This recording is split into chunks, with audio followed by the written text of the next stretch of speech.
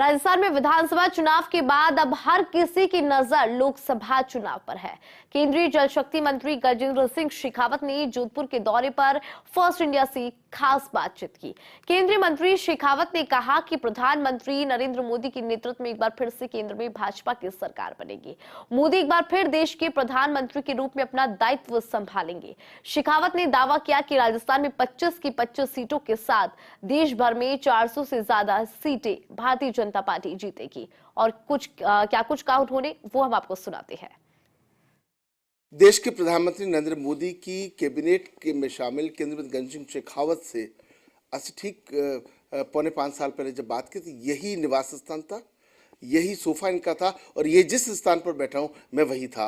और तब उन्होंने कहा था और बिल्कुल सच साबित हुआ, देश के प्रधानमंत्री के रूप में नरेंद्र मोदी ने शपथ ली थी। तीसरी बार अब एक बार फिर पूरे देश के अंदर एक ही बात चल रही है, अगले प्रधानमंत्री नरेंद्र मोदी।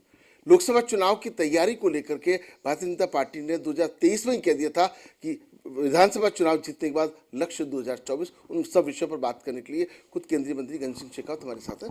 तो जी, आपने 4.5 साल पहले भी यही बात कर, उसके 4.5 साल में ये बात कर रहे थे, अब तीसरी बार जब टर्न आया है, क्या लगता है?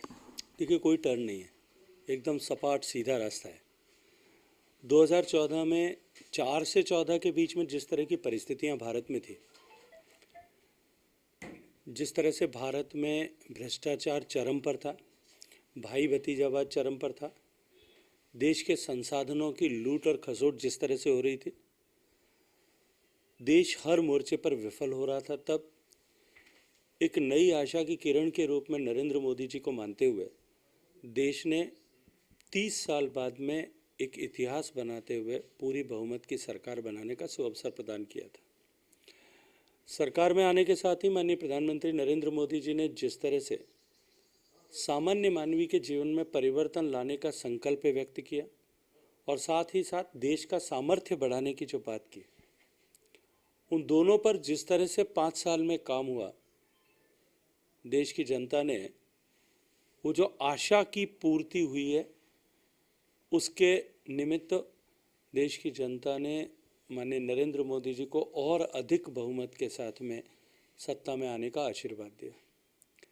पिछले 5 साल तक देश को एक नई ऊंचाई तक पहुंचाने के साथ साथ में देश के 23 करोड़ गरीबों के जीवन में परिवर्तन लाने में जो सफलता प्राप्त की है, आज देश के गरीब को इस बात का विश्वास है कि उनके जीवन में सकारात्मक परिवर्तन यदि कोई ला सकता है तो नरेंद्र मोदी ला सकते हैं।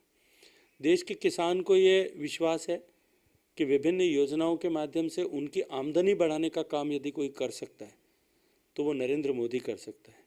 देश के युवाओं को ये विश्वास है कि उनके बेहतर भविष्य के लिए देश को आर्थिक दृष्टि से सक्षम बना करके देश में रोजगार के नए अवसर पैदा करने का काम कोई कर सकता है तो नरेंद्र मोदी कर सकता है। देश की सेनाओं में इस बात का भरोसा और विश्वास है कि उनके भरोसे को कायम रखते हुए, उनके विश्वास को और अधिक प्रबल करते हुए देश की सीमाओं को कोई सुरक्षित कर सकता है तो वो नरेंद्र मोदी है।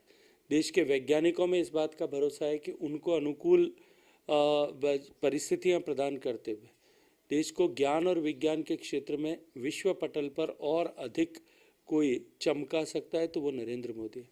देश की महिलाओं को इस बात का भरोसा है कि उनकी सशक्तिकरण के लिए सामान्य सेल्फ हेल्प ग्रुप की महिलाओं से लेकर के महिलाओं के लिए शुरू की गई योजनाओं को धरातल पर उतारने तक यदि महिलाओं के जीवन में कोई परिवर्तन ला सकता है तो वो नरेंद्र मोदी है। इस तरह से देश के हर एक तबके को ये लगता है कि नरेंद्र मोदी उनके लिए काम कर रहा है और ये जो लोगों का विश्वास है, देश के हर तबके का विश्वास है, वो विश्वास नरेंद्र मोदी जी को एक बार फिर मैं विश्वास के साथ में कह सकता हूँ कि और अधिक बहुमत के साथ में जिस तरह से विरासत का सम्मान हुआ है और गुलामी के निशानों को मन और मस्तिष्क के दोनों से हटा करके हम देश को विकसित देश बनाने की राह पर आगे बढ़ें, इस राह को और अधिक सुगम बनाने के लिए, इस आत्मनिर्भर भारत, विकसित भारत की आधारशिला को स्थिर बनाने के लिए, स्थायी बनाने के लिए देश की जनता नरेंद्र मोदी जी को अब की बार 400 पार के जो है बहुमत के साथ में सत्ता में आने का आशीर्वाद देने वाली है। आप राजस्थान का केंद्र में प्रतिनिधित्व करते हैं, अनुभवी हैं, कितना भरोसा है 25 पहली बार 25 दूसरी 25 की 25 वापस सीटें राजस्थान से दी जाएगी? देखो, जब पहली बार हम चुनाव लड़ रहे थे 2014 में, तब मैंने कहा था कि हम 25 सीटें जीतेंगे। तब भी कोई इस बात पर भरोसा नहीं करता था।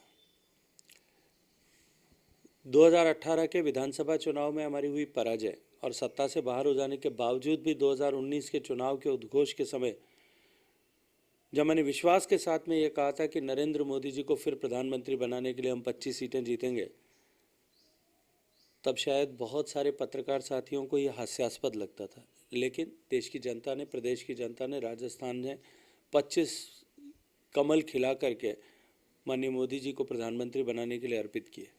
एक बार फिर आज अपनी डायरी में लिख लीजिए, मैंने विधानसभा चुनाव में भी कहा था कि पूरे बहुमत के साथ में, प्रचंड बहुमत के साथ सरकार बनेगी और अब की बार राजस्थान में हम फिर 25 सीटें लोकसभा की जीतने वाले।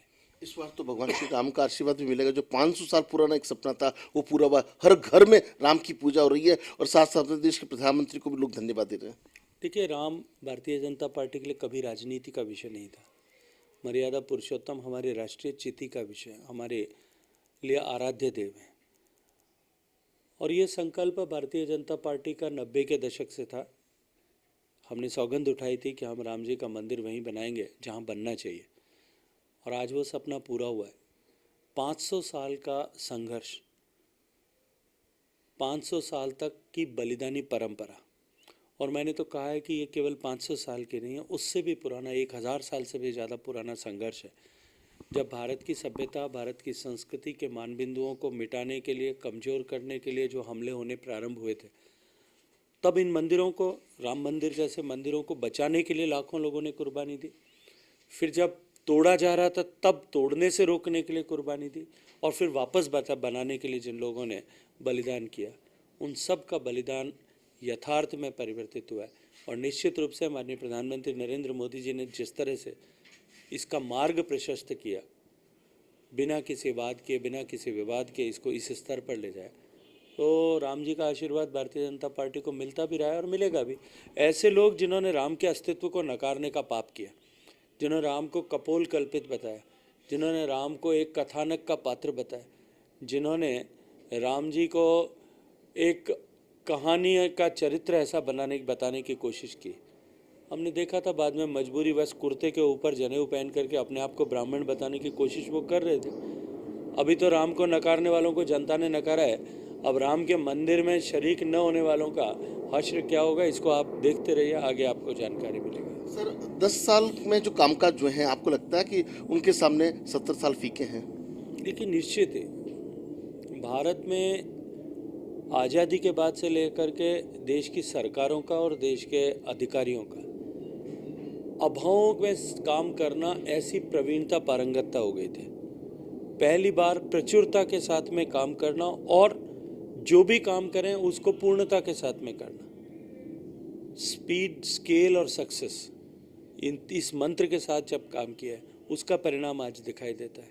देश के सभी कोनों में, सभी वर्ग, सभी संवर्ग के जीवन में परिवर्तन लाने के लिए देश की सरकार ने काम किया, और इस सशक्तिकरण के माध्यम से जो ऊर्जा संचित हुई, उससे आज देश का आत्मविश्वास लौटा है, देश के लोगों का विश्वास लौटा है, और इस लोकतांत्रिक व्यवस्था पर जो देश के लोगों का विश्वास डगमगा रहा था वो पुनर्स्थापित हुआ है। सर, एक आखिरी सवाल, INDI के टुकड़े होने शुरू हो गए हैं, क्या देखते हैं भविष्य? देखिए, ये ऐसे घोटालेबाजों का संगठन था जो अपने अपने घोटालों को छिपाने के लिए या उनके पाप से बचे की सज़ा से बचने के लिए एकत्रित हुए थे। अब धीरे धीरे, जैसा पहले ही कहा था, कि ये बिना किसी पवित्र भाव और लक्ष्य के बनाया हुआ संगठन है जो कभी नहीं चल पाएगा। तो आप देख सकते हैं कि केंद्रीय मंत्री गणसिंह शेखावत न तो कोई ज्योतिष सचारे हैं, न ही कोई भविष्य वक्ता, न टैरो कार्ड देखते हैं, न जनपत्रियां देखते हैं, लेकिन जो कहते हैं अपने अनुभव पे सटीक कहते हैं। 2014 से लेकर अब तक जो भी इन्होंने आकलन लगाए वो बिल्कुल सटीक गए हैं। एक बार फिर कहा है, डायरी में लिख लीजिए, 400 पार। अब देखना ये है कि वो दिन जब आता है तो भगवान श्री राम का आशीर्वाद भी मिलेगा। हालांकि उन्होंने कहा कि राजनीति से राम का कहीं कोई लेना देना नहीं है, राजनीति अपनी जगह। 10 साल में जो नरेंद्र मोदी के नेतृत्व में कामकाज जो है उसके आधार पर जनता विश्वास करती है, और विकास का जो विश्वास है वो निश्चित रूप से एक बार फिर देश के प्रधानमंत्री नरेंद्र मोदी के नेतृत्व में भाजपा की सरकार केंद्र में बनने जा रही है। सुभान सिंह गहलोत के साथ Rajiv Gaur, First India news, जो